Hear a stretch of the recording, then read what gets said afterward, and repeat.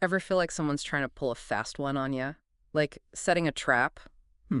Yeah, I can see where you're going with this. Well, that's kind of what we're talking about today. This whole Judas swing thing and Forex trading. It's like someone's deliberately trying to mislead other traders. Oh yeah, definitely a bit of a mind game in the markets. And the source we're diving into today. It's a YouTube lecture, actually, from this guy who calls himself the Inner Circle Trader.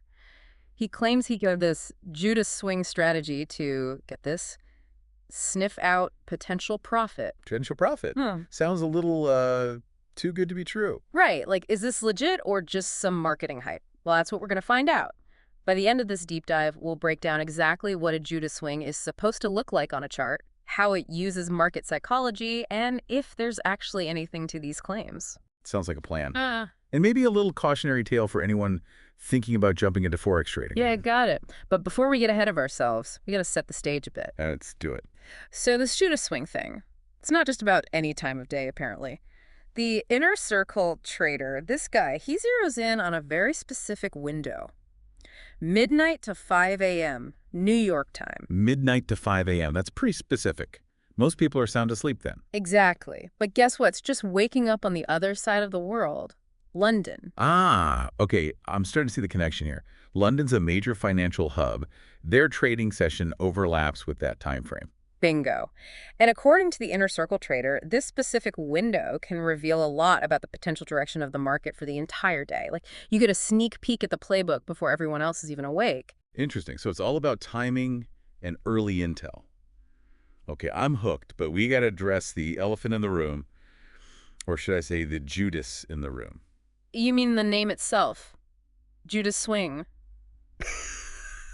It's tense. It really grabs your attention. Yeah, and not in a good way necessarily. Like right off the bat, makes you think of betrayal. Yeah, someone getting played. And honestly, that's kind of the point the Inner Circle Trader is going for. He actually compares this price movement to, get this, a Judas goat. You know, the whole leading the sheep astray thing. Okay, so in this case, are the unsuspecting traders the sheep, and the market's the one setting the trap? You got it. Let's say the market's showing all the signs of a price going up, what we call a bullish move. Right, so traders see that, they think, jackpot, time to buy. Exactly. But then, bam, the price suddenly drops. And that, my friend, is the Judas swing in action. It shakes those traders right out, makes them second-guess everything. So it's like a fake out. It looks like the price is going one way, but it's all part of the setup. Exactly. And the thing is, this Judas swing idea, it can work both ways. Oh, you mean like it can also happen when the market looks like it's going down? Exactly. Let's say the market's looking bearish, signaling a potential drop. Traders expecting a downswing might jump in to sell, thinking they're getting ahead of the game.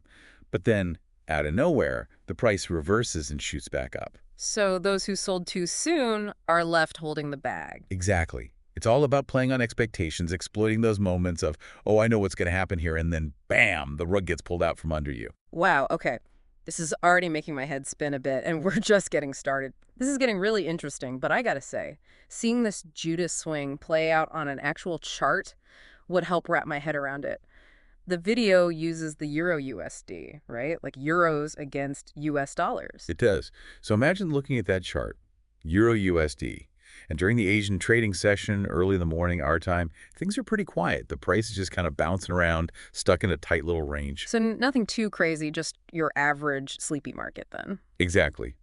But here's where things get interesting as we head into the New York session. Remember, that overlaps with London's busy time, and all of a sudden, the euro just surges upward. It's like, bam, this burst of energy out of nowhere, breaking right through that sleepy range it was stuck in. Okay, so this is where those traders see that price spike and think, time to buy. The euro's taking off. Precisely. They're seeing green, thinking they're going to get in early on a big move. But here's the Judas part.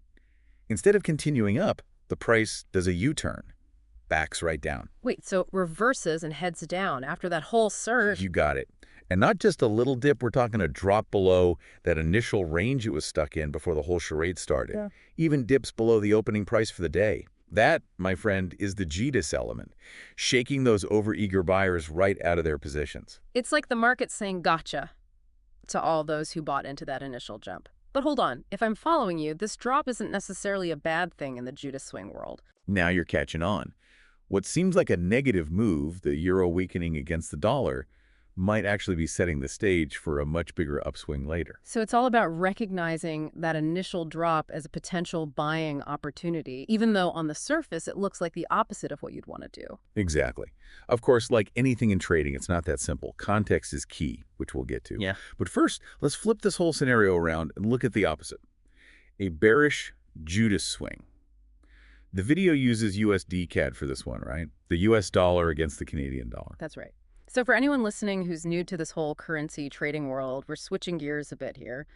Walk us through this bearish Judas swing setup. What's it look like? All right, so picture this.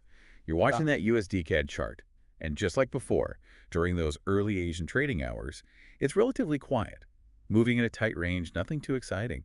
But as that New York session opens up, bam, the USD CAD takes a tumble, breaks right down below that established range. Okay, this is already sounding kind of familiar, like the euro example, but in reverse. Exactly. Traders see this drop and think, this is it, the US dollar is about to tank against the Canadian dollar. So they rush to sell their US dollars, trying to get ahead of the curve. Because, hey, in their minds, it's sell now, ask questions later. You got it. But remember, the Judas swing is all about playing on expectations, flipping the script. So instead of that continuous downward slide, the USD CAD does a complete 180. Rallies back up, pushing even above that initial range we talked about, even surpasses the opening price. So those traders who hit the sell button are left in the dust as the price climbs higher. You got it.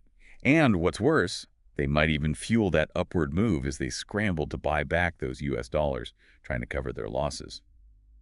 That, my friend, is the bearish Judas swing in action.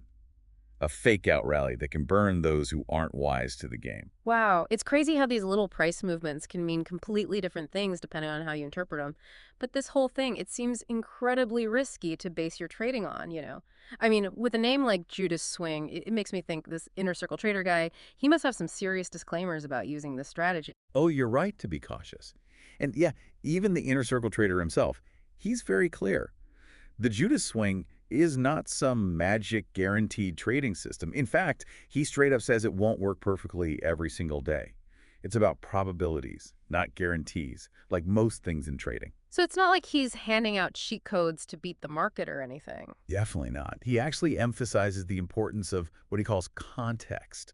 Says it's not enough to just spot a potential Judas swing in isolation. You got to look at the bigger picture, see if the overall market conditions actually support that move. So you're saying it's crucial to factor in broader market trends, not just get laser focused on these short-term price swings during the New York Open. But what does looking at the bigger picture even mean for someone who is not a seasoned trader? How do you actually do that? That's a great question. What he's really talking about is incorporating something called higher time frame analysis. Sounds kind of complicated, but it's actually pretty simple. Instead of just looking at the minute-by-minute price action, you zoom out. Look at the daily charts, the weekly charts, even monthly charts to get a sense of the longer-term trend for that currency pair. So it's like checking the overall weather before deciding if you need a raincoat, even if you see a few clouds gathering, right? Exactly. You don't want to get caught in a downpour unprepared. But this whole Judas swing thing, it makes you think. Think what? Well, if it's all about traders trying to outsmart each other, what's the takeaway for regular folks? People who aren't glued to Forex charts all day, you know? Ah, good point. What's the relevance for the average listener who's just trying to navigate, well, life? And that's what I find so fascinating about this inner circle trader guy. He kind of hints at it, this idea that these Judas swing principles, these little market manipulations, they're not just confined to Wall Street. Okay, I'm intrigued. Give me an example. Like, where else do these mind games pop up? Think about advertising. Yeah. How often do we see a product, any product, marketed as scarce or limited time only? They're playing on that fear of missing out, right? Mhm. That same impulse that makes traders jump into a Judas swing setup. Like that going out of business sale that seems to last forever. Exactly. Or how about politics? Politicians making statements that are designed to get the other side all riled up, Oh, yeah, they're always trying to control the narrative, stir things up. It's like they're trying to. pull a Judas swing on the public. Exactly. So this whole thing about recognizing manipulation, questioning motives, it's not just about trading, is it? It's about going through life with a more critical eye. Spot on. And honestly, that's the real value of understanding these trading concepts, even if you're not a trader. It's about thinking for yourself, realizing that things aren't always what they seem. So next time we see a flashy headline, a too good to be true deal, or someone trying to push our buttons, we should channel our inner circle trader. Right. Ask yourself, what's the angle? Is someone trying to pull a Judas swing on me? That's what I'm talking about. Question everything. I like it.